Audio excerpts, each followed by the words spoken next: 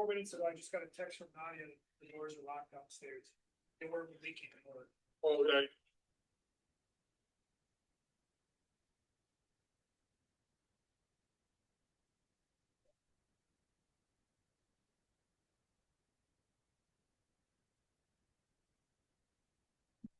Good evening, everybody. We're going to reconvene from closed session into open session, and we'll start with the Pledge of Allegiance. Please stand.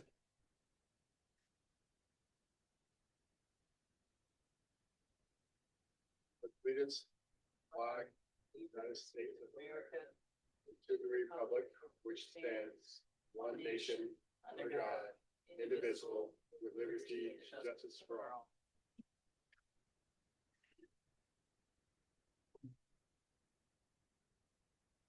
Thank you. Will someone read the mission statement, please? Okay. We educate all students to be college, career, and community ready, inspired to succeed in our diverse world. Thank you. I'll read the land acknowledgement. We, the members of the Green Bay School District, recognize and honor the original inhabitants of Northeast Wisconsin. Our district lives, works, and learns upon the ancestral homelands of the Menominee and the Ho-Chunk nations and the current homeland of Oneida Nation.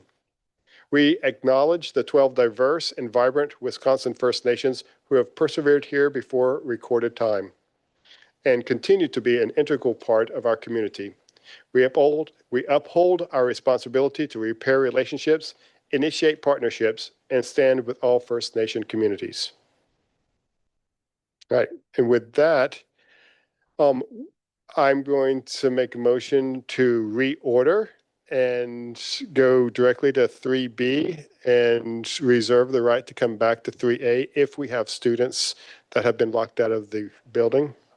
Second. Any discussion? Yes?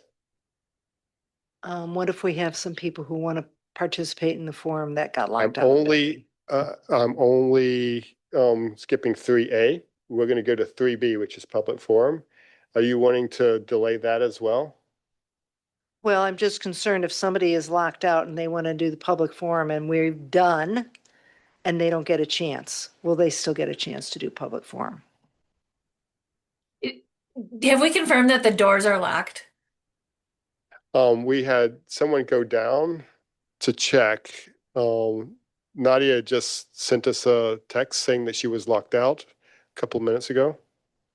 Could we just put a 5-minute pause on the meeting to make sure that the doors are open and everyone who wants to attend is able to get upstairs? Appreciate it. We'll take a 5-minute recess.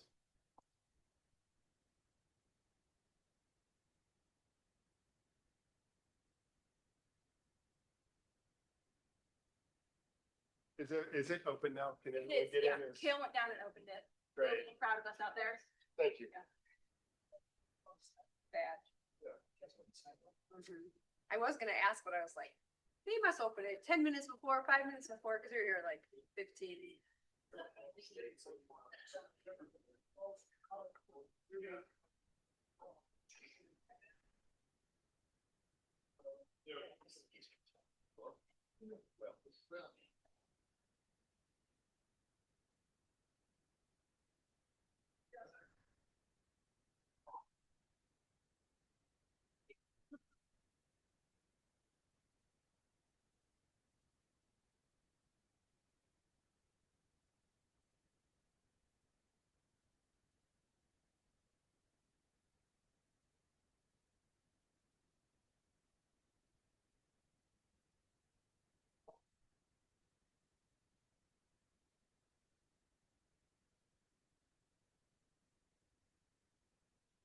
For all of you that are just joining us, if you wish to speak tonight, there are some pink forms on the table outside. Please fill one out. Kinsey over here at the desk will receive them from you, and that'll be necessary for you to have an opportunity. We know we're in recess until a couple minutes so that we can get everyone up here.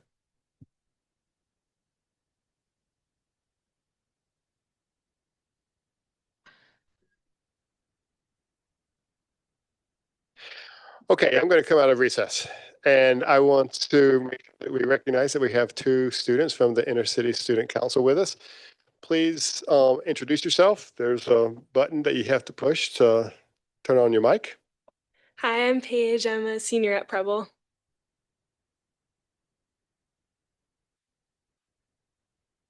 So we'll make sure that, push that again. You might have an issue with your mic.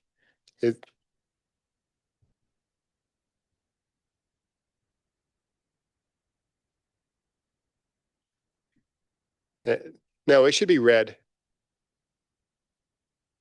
Oh, it's just kind of.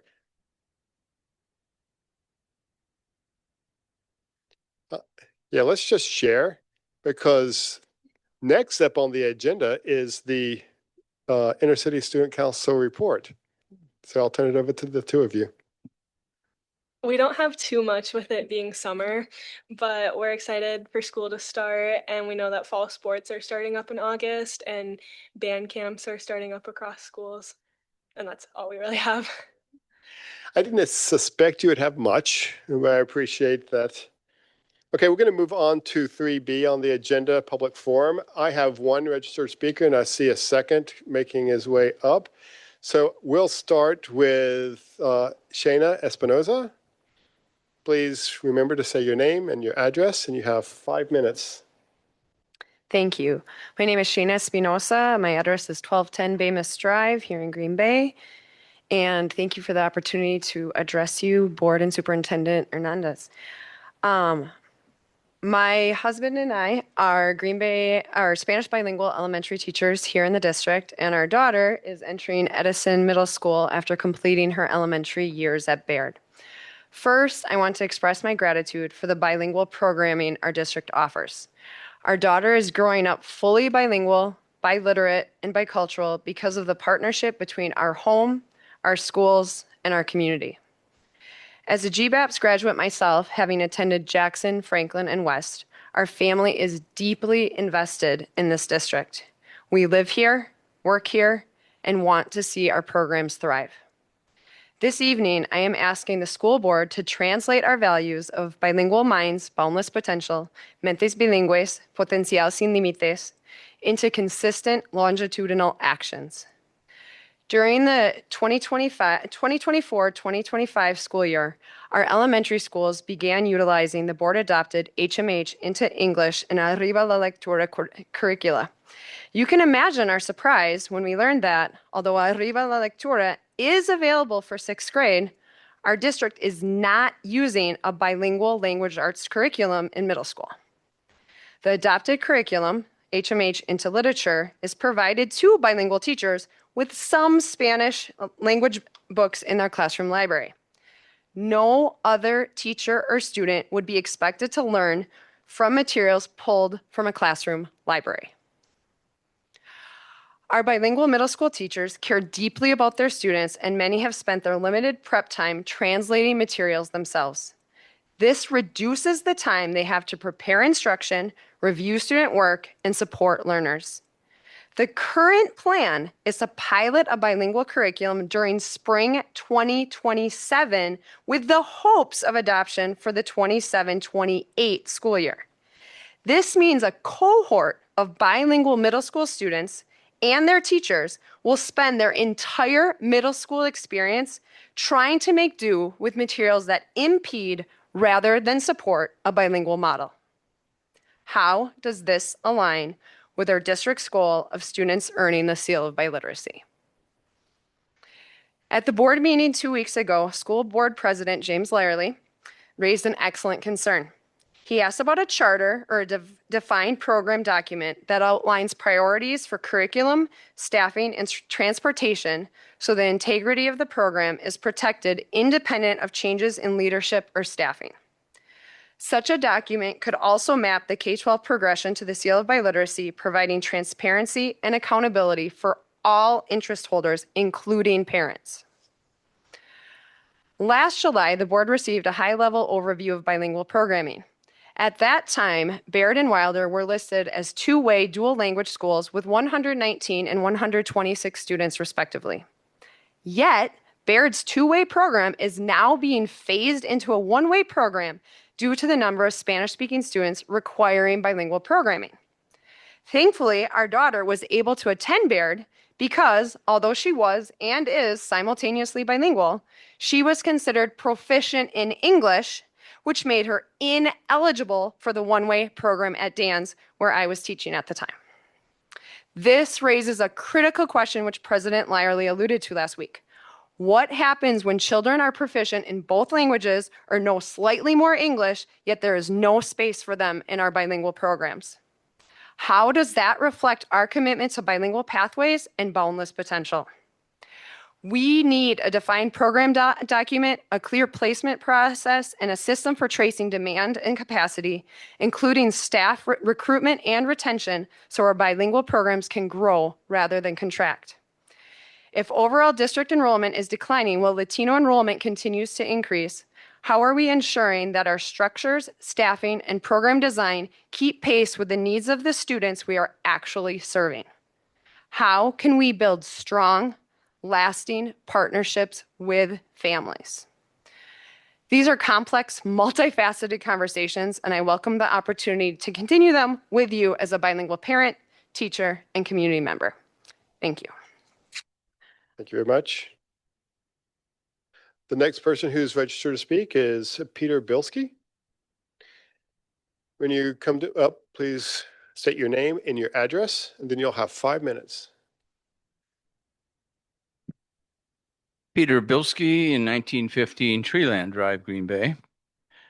And some of you remember probably I was here in April, and I'm a retired business guy, but then I've been doing some consulting on helping organizations look at efficiencies within themselves. And so I'm not looking to be a paid consultant. I'm just saying, as an interested party, there's some questions I'd like to still have answers to, so I can, the referendum that's probably going to be coming up more about tonight. I'd like to get behind it, but I'm still struggling with some of the answers to some of the questions. And I started last meeting also by saying I love teachers, so if there's any teachers in the room, don't think that I don't respect you. I've taught at the college level a little bit just to help out when somebody was sick or ill, so I know what teaching is a little bit about. But anyway, and then I also want to preface my remarks by saying that in April, I met with James, your board president. He's been most gracious, put up with all my little eccentricities, all my little questions, James, so I appreciate everything you've done and all the homework you've done. So here's my not complete report out, but just a couple of comments. Students now make up about 17,954, but in the last 5 years, it's decreased by 1,212, so a 6.3% decrease in the number of students.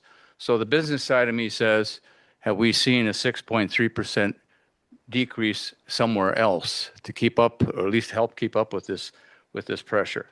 On all funds, in the budget, the number that I have is $564 million, which blew my socks off, to be honest with you. I never realized the important work that goes on in this room and the amount of it. But I still would like to see what it was 5 years ago. I'd like to see a comparison where that is. And in the all funds, I'm talking about no exclusions, capital, debt service, everything in that number. Actual expenditures each year, that's kind of what I still don't have a good handle on, and I'll be asking for someone that I can meet with at the board or school level to just get that number. I'm looking at like a parent at home. What's the total amount of money coming in? That's what I want to see. And then the expenditures for the 5 years, and also the revenue that's joining that. So I can take a look at revenue versus expenses.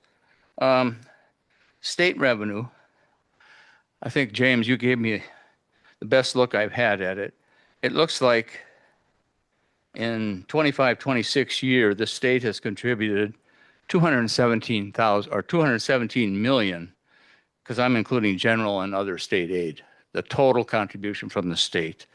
So that equates to about $12,000 a student. And that's gone up over the years. I've heard a lot of discussion about, well, we haven't kept up with the cost of living, et cetera, but that revenue stream has increased over the 5-year period, and maybe not enough, but it has. And it looks like about 38% of all funds required of the 564 million, about 38% comes from the state already. Debt. The district pays the debt each year, and 5 years ago it was 30 million, and now it's 48 million. So I've seen a 59% increase in debt. That's a troubling number. You know, you'd like to see that being inched away and reduced, not increased. History of operational referendums, I still don't have a complete understanding of that one. Property tax revenue, what we pay as citizens, has gone from 96 million 5 years ago to 114 million in 25-26. That's estimated. That's almost a 20% increase over a 5-year period. Student-teacher ratio, I'd like to see what it was in 21-22. It's reported now at 12.76, but that's kind of a tough number because it includes, in the teacher side, it includes specialists, interventionists, small group ed staff, et cetera. So I'm saying probably, and I think James taught me this, what's the actual class size? That's probably the better number to be looking at. So Pete, I'll give you about a minute to wrap up, but your 5 minutes are done. Okay. A graduation rate, 86%. As a parent, that's a little troubling, but it's not that far off the state average of 92%. The teachers, here's the teachers to all other ratio, and this is the one that troubles me the most. There's 1,440 teachers, and all other admin people, 1,397. So it's a 1-to-1 ratio in reality. And if I ran businesses that way, I said this the last time, I'd be bankrupt. One administrator for every teacher. And, you know, the teachers are the focus here. It should be. And then I looked in the board notes online, and since 2021, there's been a reduction of 3 admins, 3 tech coordinators, 3 curriculum coordinators, and 3 vacant positions. That's it. My question to you would be, how many people retire and leave each year? That's a great opportunity to not hurt a person and a family by rearranging the work, eliminating some of the work, a huge ability to save money. Okay, Pete, I'm going to have to call it. Yeah. You're beyond your 5 minutes. And then the last item I have to say is the report card. I'm still confused as to what the report card is on the student test scores, but it doesn't look good. So I think that one needs some attention. That should be the report card of administrators and board members. Yeah. And then the question remains is, who could I work with to get some of the remaining information?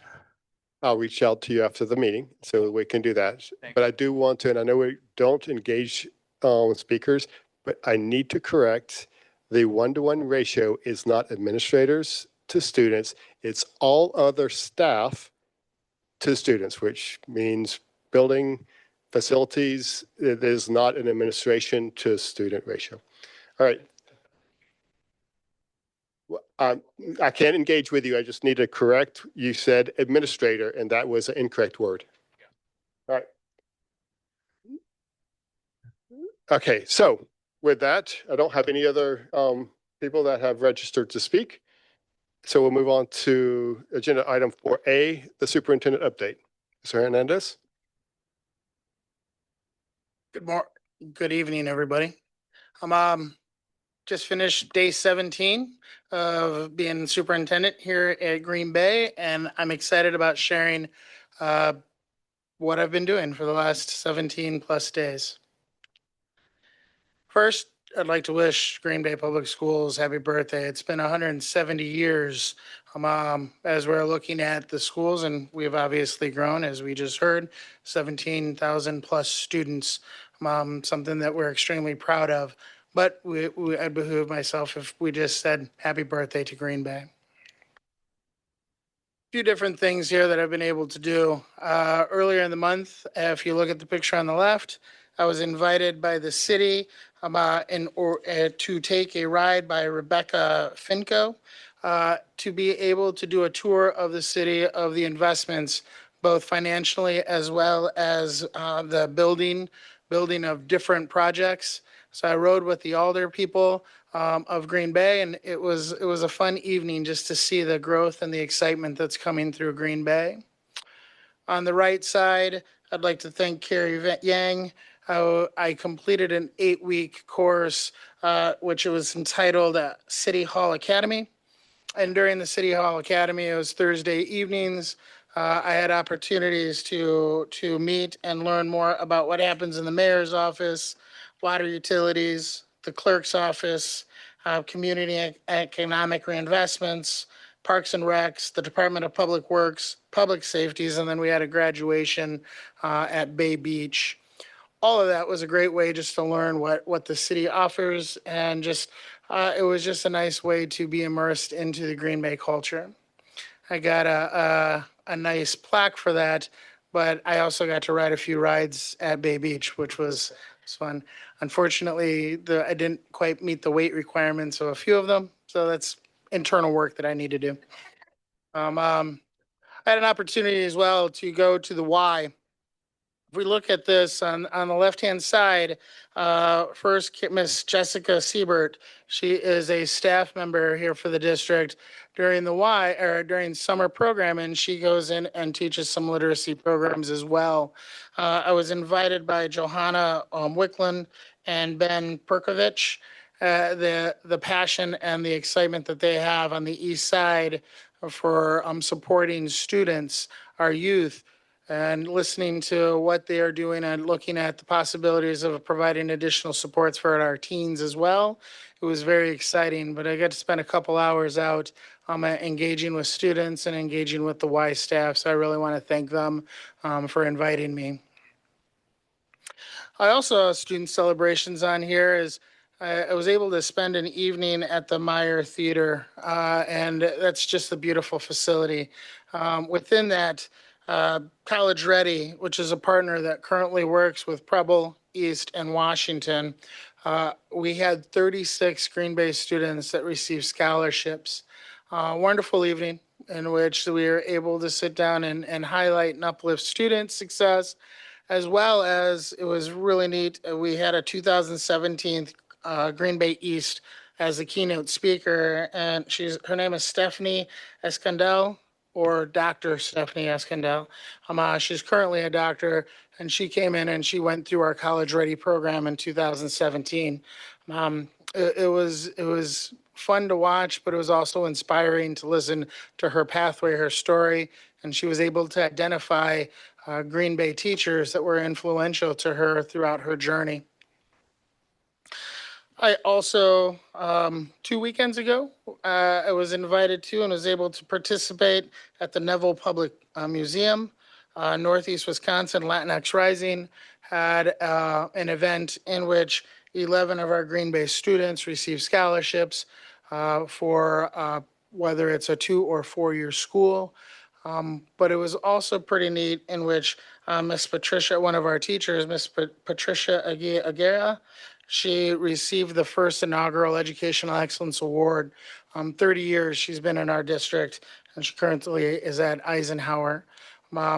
It was a fun day to listen through, but there was an amazing at the end, just a nice sit down lunch to be able to sit and talk to parents and to talk to students about their journey, as well as to learn about some of their siblings that are coming up. So I think that this was a great event as well. Like I said, 11 Green Bay students received scholarships on that evening. Another highlight that I'd like to say is I was honored to be invited to go down and partake in a celebration.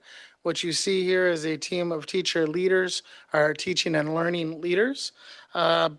Green Bay Public Schools was through Unbound Ed, received a Spotlight District Award. And it's what is sitting here next to me here, in which, as they went through, they chose Green Bay as receiving this award because of the focus on GLEAM, which is grade level instruction that is grade level, engaging, and affirming and meaningful. It is a focused approach on which the instructional pedagogy is occurring to engage our students. It was pretty inspiring. What you'll see in the middle is Mr. David Johns, as well as Miss Angie Lacombe. She spoke. You see that she is speaking in there. She accepted the award on behalf of the district and the teaching and learning team, which was pretty impressive. If you go online, you'll be able to watch the video as well, in which there were many districts that were there present, as which they were able to hear some of the amazing things that are occurring in our classes. I've had a chance to go to, earlier I said 22, I apologize, 24 schools so far during my time, in which I've been able to meet with principals and instructional leaders in the building, being able to do tours of summer school. And here's just a few different things that I wanted to point out. I had some time to go to Jackson and be able to participate. And if you look at the students on the left, I don't know if you've ever played the game of headbands. You have a picture with a word on your forehead, and students try to describe it without telling you the name of it. The fun thing about this with second graders is they weren't very good at it. They kept telling them the words, but it was a lot of laughs. And if you see, there's just the teacher did an amazing job of bringing the kids back into it. And there was a lot of encouragement and a lot of laughs. So it was a lot of fun. And on the right-hand side, I was at Fort Howard. And when we did our tour through, it happened to be lunch. But if you see a student on a bigger student on the left, it is actually a Preble student who is spending time that wants to be a future teacher and spending time working with both in class as well as during lunch. And watching this student engage with our youth was inspiring because we want our high school students to want to become teachers. As I mentioned before in the College Ready, our former grad, our alumni, was able to identify those teachers that were inspiring to her. And this young lady, our hope is that she's going to be hired here in Green Bay and is being an inspiration to the youth in our buildings. But it was a lot of fun to sit and watch these little ones here. I think I've said this before. I've always worked in middle and high school, so the little ones scare me.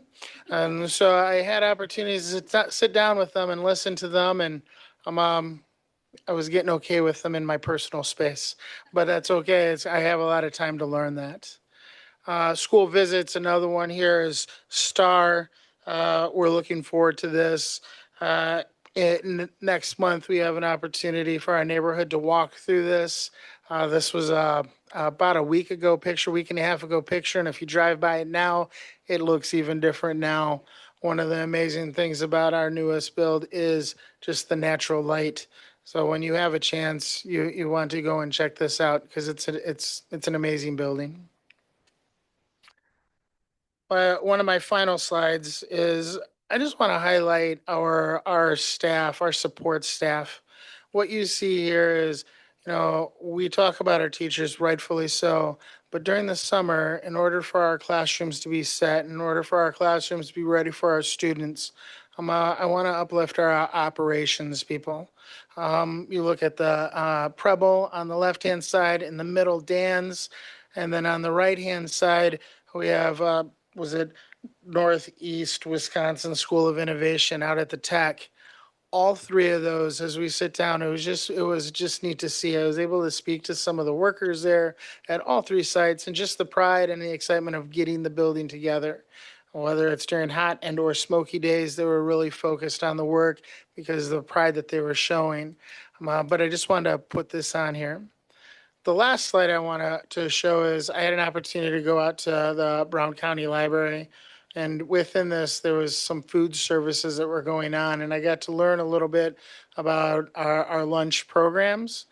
But this is a letter on the left-hand side that was sent to the district but uplifting our food services people. So I wanted to thank them publicly as well.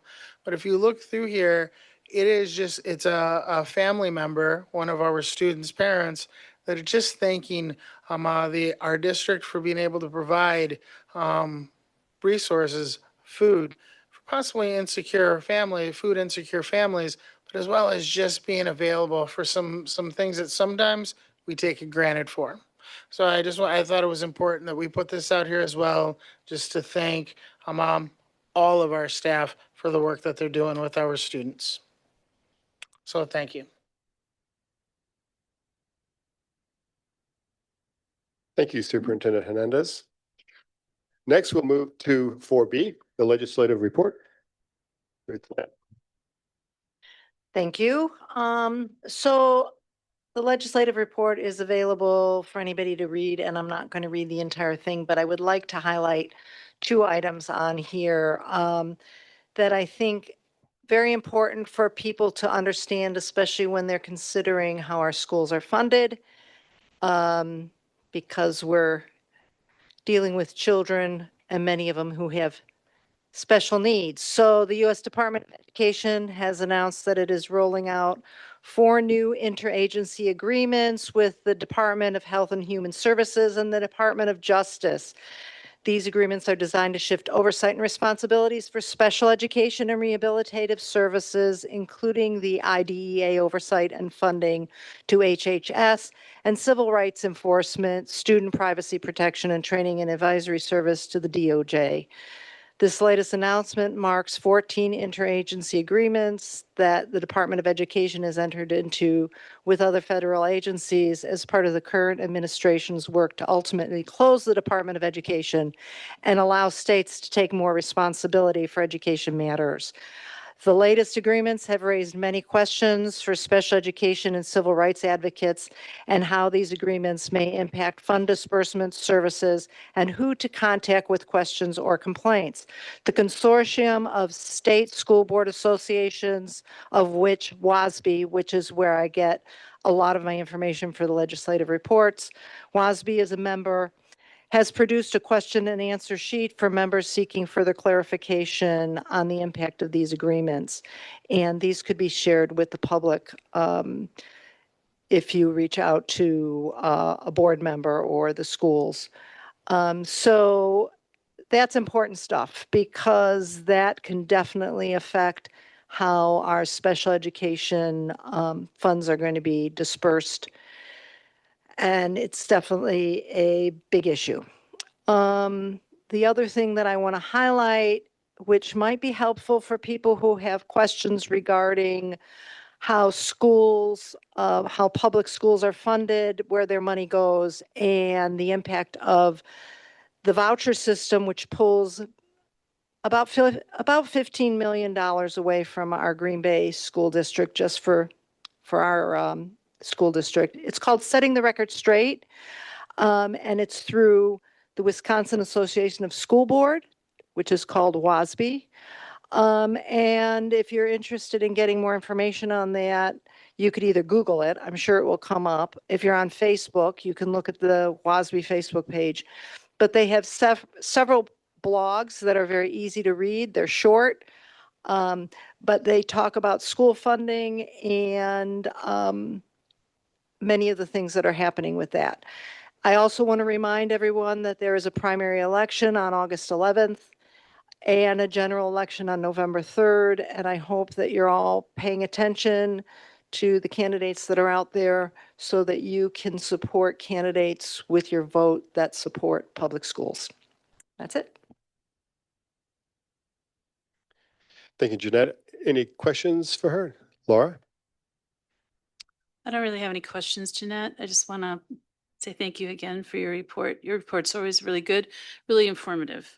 The WASB blogs, I have shared those out with people have a lot of questions about public education, how it's funded.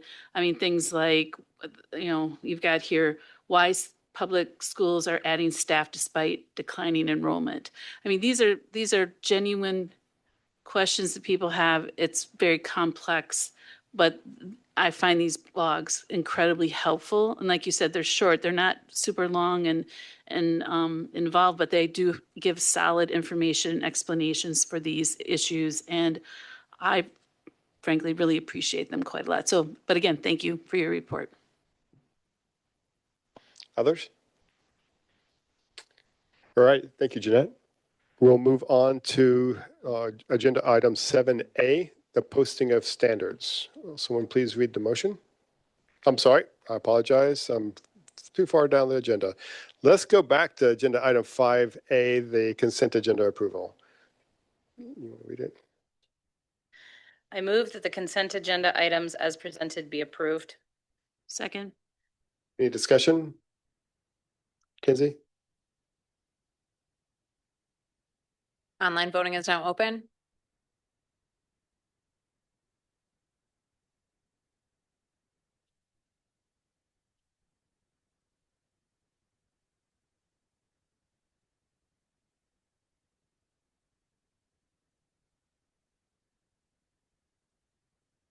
Andrew, are you able to vote online?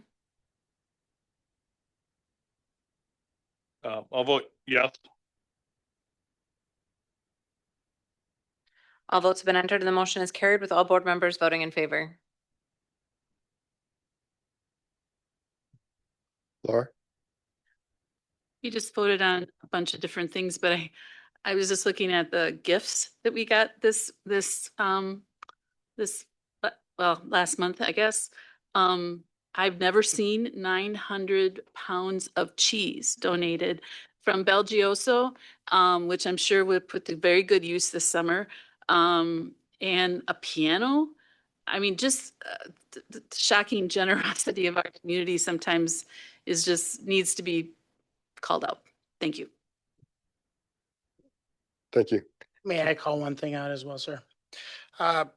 Thank you, one, for the consent agenda. I'd like to call out Mr. Brendan Whitfield, who is in our audience, that is going to be stepping in as one of our directors, working with our schools. So I appreciate, and I just want 15 years of experience here. Thank you, sir. Yeah, thank you very much. All right. Any other announcements? Great.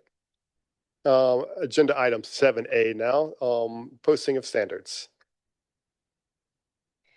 I move that pursuant to Wisconsin State Statute, Section 120.12, Section 13B, the list and description of the 2026-27 student academic standards in the areas of early learning, English language arts, including reading and writing, mathematics, science, social studies, and disciplinary literacy as presented, and with said academic standards constituting the board-adopted standards that are required under Wisconsin Statute Section 118.30, Section 1G and A, be approved. Second. Any discussion?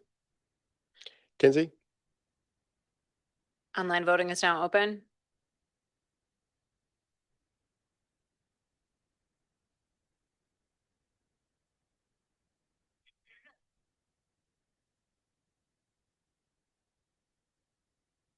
All votes have been entered and the motion is carried with all board members voting in favor. Thank you. We'll move on to 7B, the resolution authorizing the school district budget to exceed revenue limits. I move that the resolution authorizing the school district budget to exceed revenue limit for 4 years for non-recurring purposes as presented be approved. Second. Any discussion? And I want to call out that there are actually 2 motions associated with the referendum question. So this is just the allowing the district to exceed the revenue limit. Discussion? Kinsey?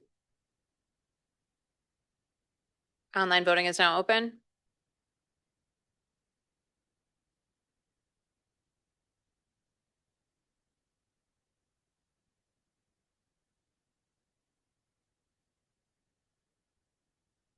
All votes have been entered and the motion is carried with all board members voting in favor.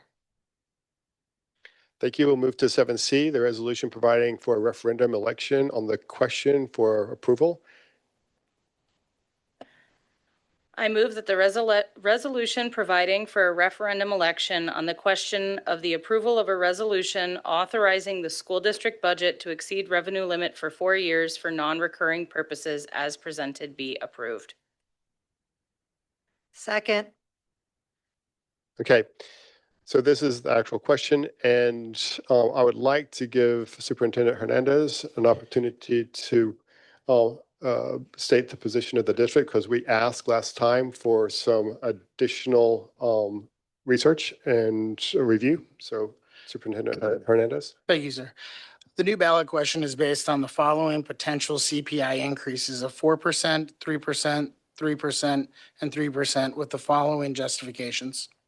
In listening to the board's concerns at the previous work session, district administrators have modified the first year to 4% CPI. In reviewing the economic forecasts for the 27-28 school year, as well as the economic uncertainties, it is more than likely that CPI will be higher than 3%.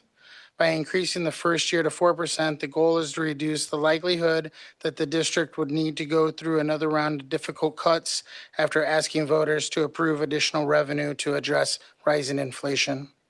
The addition of the extra 1% to year one of the referendum results in an additional 4 million requests over the 4 years. So the referendum would be for 158 million versus the 154 million we discussed at the work session. So the budget question then would be for 29 million for the 27-28 school year, 36 million for the 28-29 school year, 44 million for the 29-30 school year, and 49 million for the 30-31 school year. I would just like to point out that this would still remain as a tax neutral referendum. So I'll open up the floor for discussion.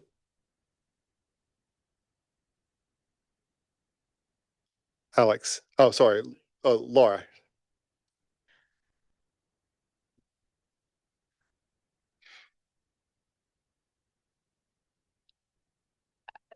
My overwhelming sense of this is here we are again. Right? Here we are again, having to go to referendum, really having no choice. And none of us really want to be doing this.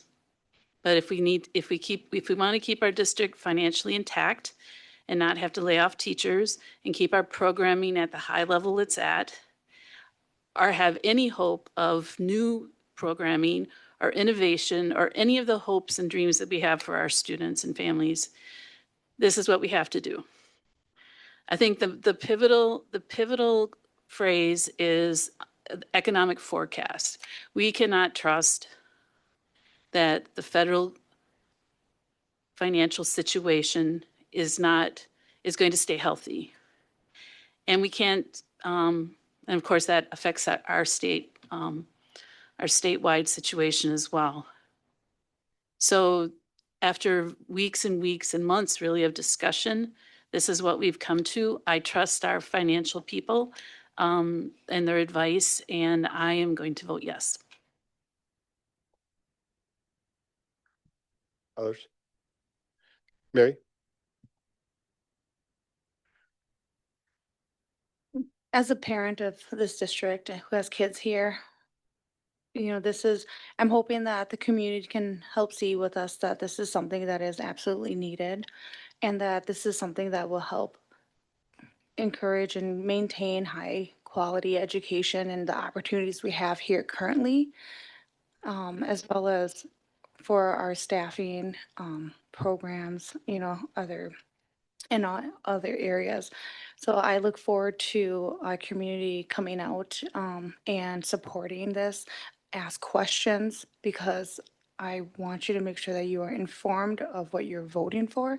And we are trying really hard to make sure that this is something that is going to be predictably sustainable, but and at the same time being very conscientious of everybody's taxes. Said I'm a tax owner, I'm a property owner myself, and I have heard what everybody is saying about that. So Alex? Thank you. I just wanted to make a couple points and a couple comments and maybe highlight a little more what a couple things Mary talked about. Um, First of all, for anybody who's been kind of following along, our initial projected number, a slight modification. And the primary reason for that is understanding what the current evolving economic situation not only is, but is best forecasted to be. With that being said, that slight modification is still with the intent of asking for essentially the least and the most minimal amount of referendum that we can in order to maintain basically an acceptable level of services, as we've described in other ways, knowing and reminding the public that, we are still going to continue to tighten our belt, make any additional efficiencies that we can find, additional cuts throughout the length in the term of this referendum. But one of the fundamental things I personally have pushed for, especially, spending a lot of, the last 16 years in the classroom, is ensuring that we're not in a position where we're making such continued catastrophic cuts to our program and our offerings that everyone is dissatisfied with the educational experience that all of us families in this community, my own included, of course, are receiving. So that is a so-called balancing act, if you will. The other thing is I also want to highlight that, there's a lot of time now coming up over the number of months where all of us board members and district leadership, we are going to be in the community in a variety of different ways. And we welcome the feedback. We welcome conversations to have more nuanced conversations to understand some of the budget situation and what the plan is and justifications for all of these decisions when we can be one-on-one or in small groups and kind of have more time to go through that. So please just understand that those are some of the perspectives that myself and us as a board might have as far as how we are predicting what we need and how we're approaching this entire situation. Samantha? Echoing off of what others have said, I think that this is just the start of the next couple of months of really hard work to make sure that our community understands why we are asking yet again. With that, I did just want to extend our thanks, and I apologize if I'm speaking on behalf of the board here. I'm not intending to, but I just wanted to make sure that we are giving our thanks to both Angie and Kale and the rest of the staff who have really made sure that after every iteration of feedback and even well before in all of the budget conversations, that information has been shared in a way that is clear, that is transparent, that is very easy to understand. Admittedly, I am a word nerd. My entire life is words and language and reading. Math is not necessarily my strong suit, and they've just done a really, really excellent job of making sure that everything is easy to understand and very clear, and are always willing to answer all the questions that are raised. So I just appreciate, especially over the last few weeks as we've kind of been going back and forth on this, just constantly always being ready and up to task. So thank you. Jeanette? I agree with Sam. Thank you to staff who made this happen. And one of the things that I would like to ask the community to remember is that, yes, our enrollment is declining, but our student needs are increasing, as well as we are trying to give our students some really awesome experiences. Our International Baccalaureate program, our Fine Arts program, which we've heard a lot of people rally for, our swim team rallied about not closing the swimming pools. The list goes on and on. Our teachers, yes, they got a increase, the equivalent with CPI, but they also had to have their insurance changed, which maybe for some of our members didn't give them a salary increase, but kept them level or maybe even not level. They may have actually lost a few dollars, and that's not good. How do we attract good staff? I come from a healthcare background, and when you work in a clinic and your salary is dictated by what the insurance companies are giving you, and then your insurance premiums go up, your salary actually goes down, and the teachers are experiencing the same thing, and I know how that feels.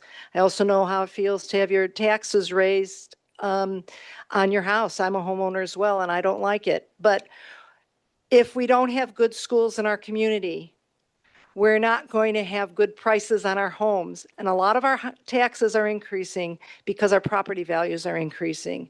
And our property values increase more. People want to live here when we have good schools. And you've got to invest the money, just like if you're running a regular business. If you're working and putting out a substandard product, people aren't going to buy your product. So we don't make products, we don't make widgets, we educate children, and they're a lot harder to educate than making a widget. Andrew.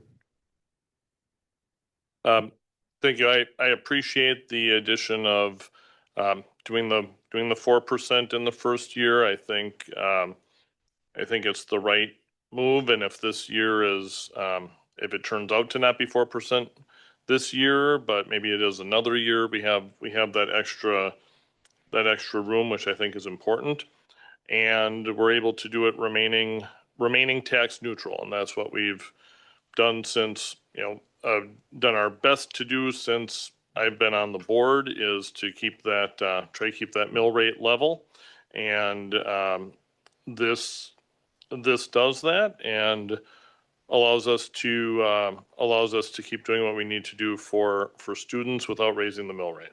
So I will just add a concrete example of some of the attributes that we kind of collect together and say, this is the economic instability that we're trying to address with the 4%. We were just, several of us, in Superior, Wisconsin, for the WPN, which is Wisconsin Public Education Network Conference. And the superintendent of Superior School District was, in her welcoming speech, able to say that their insurance premiums for the district went up 40%, right? And that was an impact to a much smaller district than ours of $2 million for the year, right? And so when we talk of instability, the 4% that we've pegged this year to is just using readily available, economic projections for where this year will end up. It is impossible to look 4 years out and say where we'll be. So the rest of the years, we're pinning it to what historic CPI really is, right? It's between 2.5% to 3%. And so when we talk about the ask, I do want to side with a couple people at the table. This is a need-based ask. This does not fulfill any aspirations. It does not take into consideration any innovation, right? That has to be understood, that this is not, and it's easy to recoil from a large number, but remember, it's a replacement operational referendum. We have one that's going to expire, and this is a replacement. But for the first 2 years that I was on this board, we had a superintendent and a CFO who spoke of the fiscal cliff, right? And when you talk about the end of ESSER dollars and the exit from COVID, and you go back out to operational referendum after 17 years of neglect around, yes, the revenue from the state has increased. It has not kept up with CPI by any measure, right? So here we are, right? And so as we look at this, from me trying to execute my fiduciary and fiscal responsibilities to this board, this is an appropriate ask. And I appreciate the fact that it is mill rate neutral, and I'll use mill rate neutral because there are a lot of attributes to what ends up on your tax bill. And I agree that if your house value goes up, that's a good thing, right? So appreciate everyone's comments. I think that we should be at a point where we can call the question and vote. Kinsey?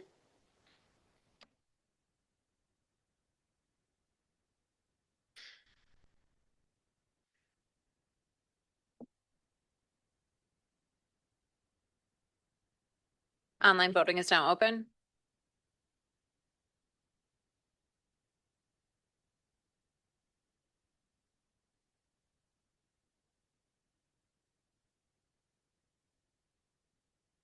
All votes have been entered and the motion is carried with all board members voting in favor. Thank you. So before we start with the next agenda item, I'm just going to remind everyone that these agenda items were all discussed at our work session. So we're just going to move through the votes. We'll go to 7D, revisions to the district org chart. I move that the organizational chart as presented be approved. Second. Any discussion? Kinsey? Online voting is now open.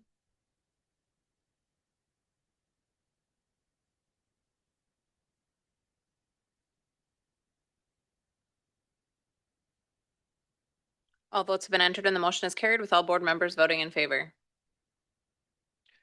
Next item, 7E, revisions to district safety plan. I move that the school safety and security plan as presented be approved. Second. Any discussion? Kinsey? Online voting is now open.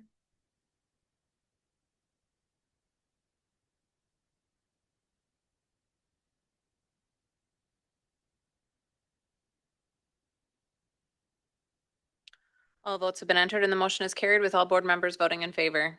Moving to 7F, job description updates. I move that the job description updates as presented be approved. Second. Any discussion? Kinsey? Online voting is now open.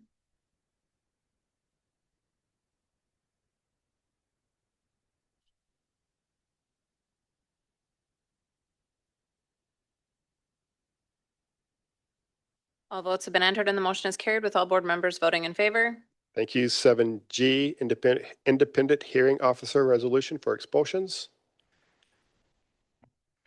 I motion that the resolution for authorization and appointment of an independent hearing officer as presented be approved. Second. Any discussion? Andrew? Thank you. I am going to vote no on this. It's philosophical that, yes, it would be very difficult to get the whole board together, or enough, even quorums of the board together. I acknowledge that. I think philosophically, having direct access to make your case in person to the governing body is ideal. And I just wanted to make it clear that my vote in no way is a no vote on whom the officers will be, because they've done a good job. It is on there's a philosophical difference of opinion with the process. Others? Kinsey? Online voting is now open.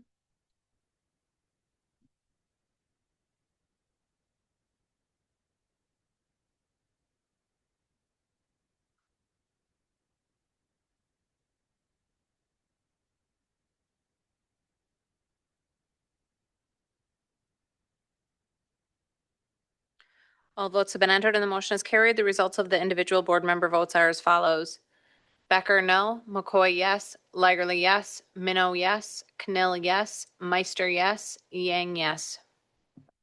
Thank you. We'll move to 7H, revisions to the Board of Education policy 353.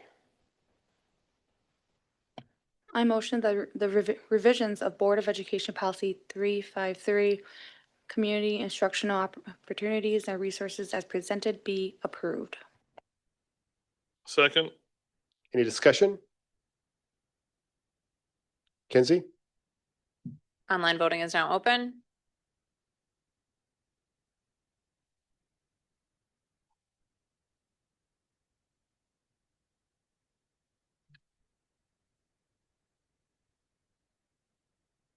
All votes have been entered and the motion is carried with all board members voting in favor.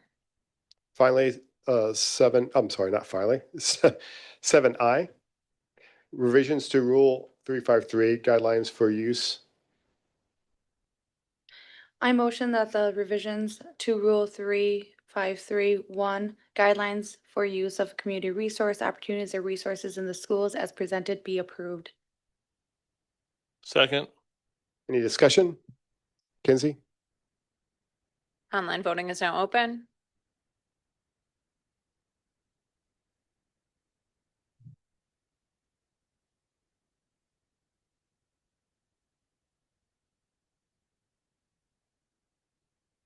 All votes have been entered and the motion is carried with all board members voting in favor.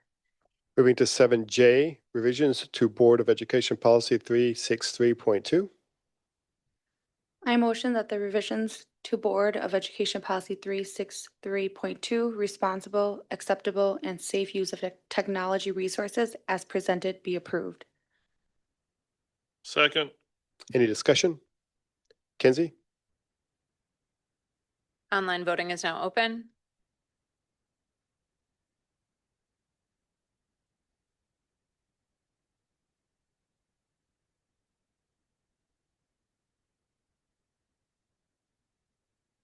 All votes have been entered and the motion is carried with all board members voting in favor. Now, finally, 7K, revisions to Board of Education Rule 363.2. I motion that the revisions to Board of Education Rule 363.2 to procedures for staff responsible and acceptable technology use as presented be approved. Second. Any discussion? Kinsey? Online voting is now open.